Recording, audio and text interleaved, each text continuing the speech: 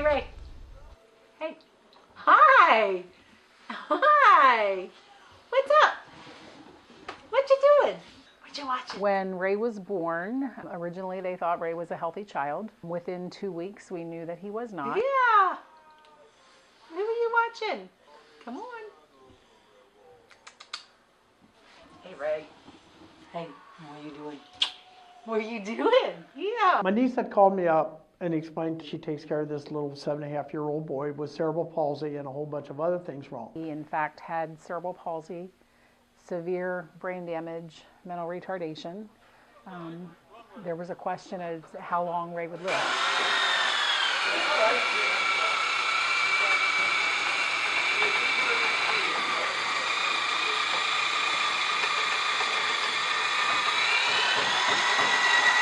Raequan.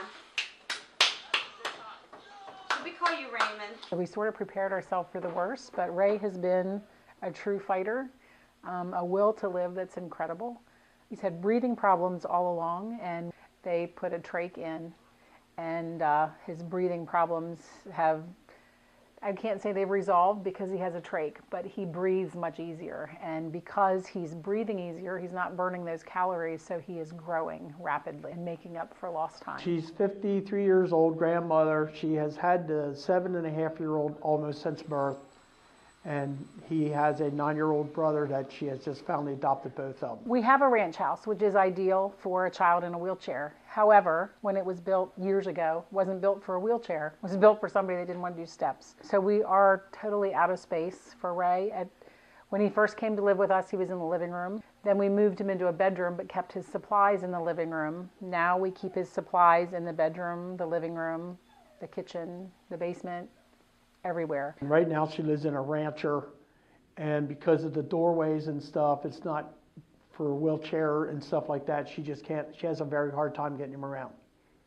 They're putting an addition on, which will have a little hallway. It'll have a washer and dryer room for him, a living room area, which will be a corner area where they're going to have a sink, a refrigerator for his refrigerated medications, and an area for the nurses to be able to clean out the tubing and stuff like that. We'll also have a handicap accessible bathroom. As it is now, we have to pick him up and carry him and put him on a bath chair, which is pretty unsafe because he loves baths and moves a lot. I'm his grandmother, so it's not easy for me to carry him around. She's putting an addition on, which will have a lift in the middle of the room, in the bedroom, in the living room, going to the bathroom so she can pick him up and take him around instead of carrying him.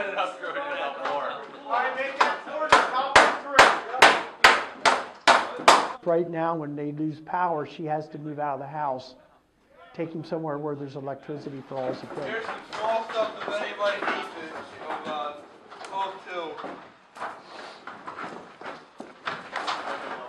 I have 14 students in my class right now, and I talk to them about the project, and as soon as I explained to them what it was for and that, they were gung-ho. As soon as I told the school about it, they were 100% backing, let's do it. So we try to go out there and help anybody that we can. We've done services for the elderly that couldn't afford it, where we've actually went and got donations for the materials and actually put the service on a person's house for an elderly couple that they couldn't afford it otherwise. That's going to go on. Our students are always looking to go out and getting hands-on, and that to me is real world, and that's what we try to teach them here.